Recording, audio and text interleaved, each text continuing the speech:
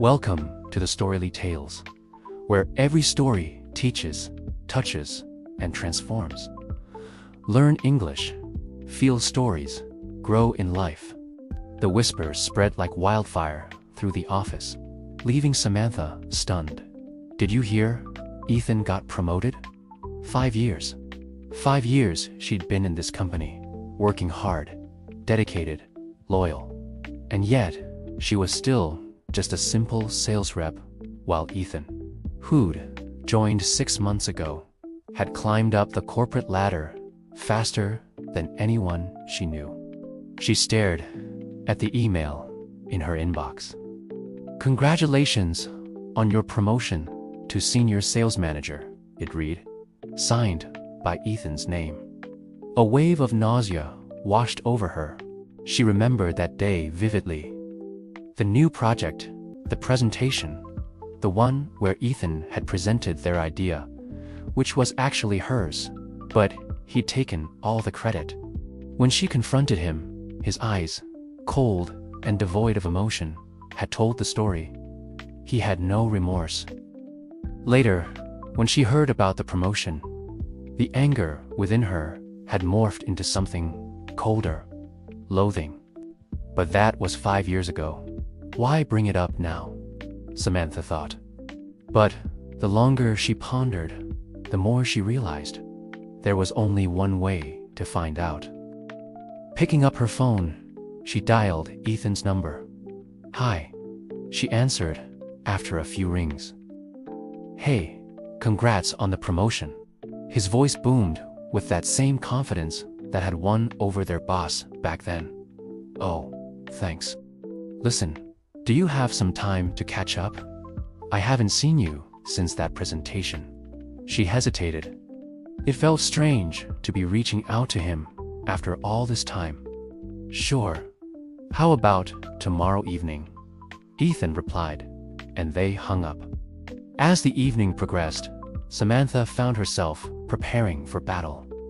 She mentally rehearsed what she would say, how she would confront him about stealing her idea, and how she would finally get some answers. They met at an Italian restaurant near the office.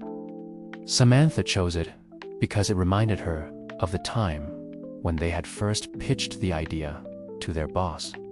"Ready to confess, Ethan?" she asked as he sat down. He looked confused. "Confess what, Sam? I don't know what you're talking about.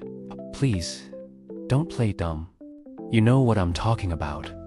That presentation 5 years ago. Are you going to deny that it was my idea?" Ethan leaned back, his expression changing. "What are you talking about, Sam? I don't know what you're saying. It was our idea. We worked on it together." Samantha stared at him, disbelief etched on her face. Had he really gotten so good at lying? "You know what? Forget it. Never mind." She stood up, realizing the futility of the conversation. As she walked out, she could feel Ethan's eyes boring into her back. She heard him mumble under his breath, but she couldn't make out the words. Later that night, lying in bed, Samantha tossed and turned. Despite having confronted Ethan, she hadn't received the closure she'd hoped for. Instead, a deep sense of unease settled upon her. Sleep evaded her, replaced by memories of that fateful presentation 5 years ago. Her phone buzzed, startling her. It was Ethan. "Are you okay, Sam? You were acting so strangely tonight. Do you want to talk about it?" The concern in his voice sounded genuine. For a moment, Samantha considered telling him about the lie he'd told her years ago. But something held her back. Maybe it was fear, maybe doubt. All she knew was that she didn't say anything. Days turned into weeks, and the incident with Ethan slowly faded into the background of Samantha's thoughts. Yet the change in their relationship lingered. Once friendly colleagues, They now barely acknowledged each other's presence. The whispers in the office continued. Samantha's name was now linked with the new CEO, Mr. Davis. Rumors swirled, but Samantha remained silent. One evening, while working late, she overheard two colleagues discussing the CEO's unusual choice of a new personal assistant. "I heard it's gonna be Samantha. Can you believe it? She's been with the company for years and has no experience." Another voice responded, "Well, I guess connections can take you places, huh? Too bad for those without them." Samantha's heart sank. Connections, was that what she had? The next day, Mr. Davis called her into his office. Samantha walked in, her heart pounding. She had a vague idea of why he had summoned her, but couldn't fathom the truth. "Samantha, I need someone I can trust as my personal assistant. I know this is a big responsibility, but I think you're up to the task." Before Samantha could respond, he continued, "I know people will question my choice, but this is a decision I stand by." His words struck her like a physical blow. So this was what the whispers were about. Was he implying that she was using her connection with him? A surge of emotions, anger, betrayal, and sadness threatened to overwhelm her.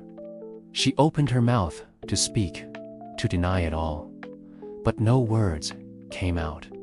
As days passed, Samantha found herself caught in a web of deceit and intrigue. Her new role brought her closer to Mr. Davis, allowing her to witness his inner turmoil firsthand. Late one night, working in his office, Samantha discovered an old photo album. It lay open to a picture of Mr. Davis with his late wife. A choked sob escaped her lips. In that moment, she saw not just a powerful CEO, but a man grappling with grief, a man who mirrored her own pain. She remembered the whispers, the doubts, and a profound sense of empathy washed over her. She understood his need for companionship, his desire to fill the void left by his wife's passing. With newfound clarity, Samantha began to see Mr. Davis in a different light. She realized that her presence offered him solace, a distraction from the pain of his loss. It was not about power or manipulation, but about human connection. Over time, she grew fond of him, appreciating his kindness and the trust he had placed in her. Meanwhile, rumors about their relationship reached Ethan, stirring a mix of anger and jealousy within him. One evening, he confronted Samantha, demanding an explanation. She looked at him, the years of repressed emotions bubbling to the surface. "Why did you lie to me, Ethan? Why did you take my idea and present it as your own?" Ethan's face hardened. "It was our idea, Sam. You and I both worked on it. I don't know what you're talking about." She shook her head, tears streaming down her face. "Don't you dare lie to me again, Ethan. This ends now." And with that, she walked away, leaving Ethan speechless. In the days that followed, Samantha found solace in her work and the support of her new friends. She immersed herself in projects, striving for excellence and proving her capabilities. Her dedication did not go unnoticed. Mr. Davis, recognizing her talent and loyalty, offered her a partnership in his company. Overjoyed, Samantha accepted, marking a significant milestone in her career. Meanwhile, Ethan's attempts to mend fences with Samantha failed. He watched as she thrived, knowing he had played a part in her success, but also harboring resentment over her rejection. Years went by, turning into a decade. Samantha's life took a drastic turn when her father fell ill. Rushing to his side, she discovered an old journal. As she flipped through its pages, she stumbled upon an entry that stopped her heart. It was a letter addressed to her from her younger self, detailing her encounter with Ethan, the lie that had shattered their friendship. Reading those words, Samantha was overwhelmed with a sense of déjà vu. She realized that the past decade had been a mere continuation of the choices she'd made that day. Her confrontation with Ethan, her acceptance of Mr. Davis's offer, and, most importantly, her failure to set things right with her best friend. The weight of her actions from 10 years ago crashed down on her, leaving her shaken to the core. Now, it's your turn. What would you do if you found out your best friend was talking about you behind your back? Let us know in the comments below. In the twilight years of their lives, both Samantha and Ethan found themselves reflecting on the choices that had shaped their paths. Samantha, now a successful businesswoman, couldn't shake off the feeling that something was amiss. Despite her achievements, she felt a nagging emptiness, a void that no amount of material success could fill. On the other hand, Ethan, once ambitious and driven, had become consumed by bitterness and regret. Watching Samantha's success from afar, he grappled with the consequences of his past actions. His career, though successful, lacked the genuine fulfillment he had yearned for. One fateful day, fate intervened. A chance encounter brought Samantha and Ethan together after a decade. They met at an old haunt, a place that held memories of their shared past. The years had changed them, etched lines on their faces, but their eyes still held the spark of their former selves. As they caught up, the years melted away and old wounds resurfaced. Samantha confronted Ethan about the lie that had fractured their friendship, the unspoken words of apology that had gone unsaid for so long. Ethan, now older and wiser, admitted his wrongdoing. He confessed that his lie had not only affected Samantha, but had also burdened him for all these years. In that moment of truth, the walls they had built around their hearts crumbled. They apologized, not just for the past, but for the years of silence that had followed. There was no anger, no bitterness, just a deep sense of relief. As the sun set, casting long shadows, they realized that the weight they had carried for so long had finally been lifted. The confession, the apology, it had taken years, but it had brought them closure.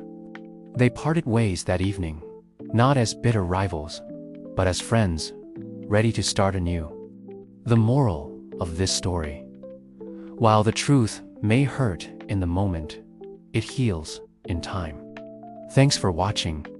If this story touched your heart or taught you something new, don't forget to like, share, and subscribe to the Storyly Tales. Every story we tell is a step toward better English, stronger values, and a more meaningful life. Stay tuned for more, because your next favorite story is just a click away.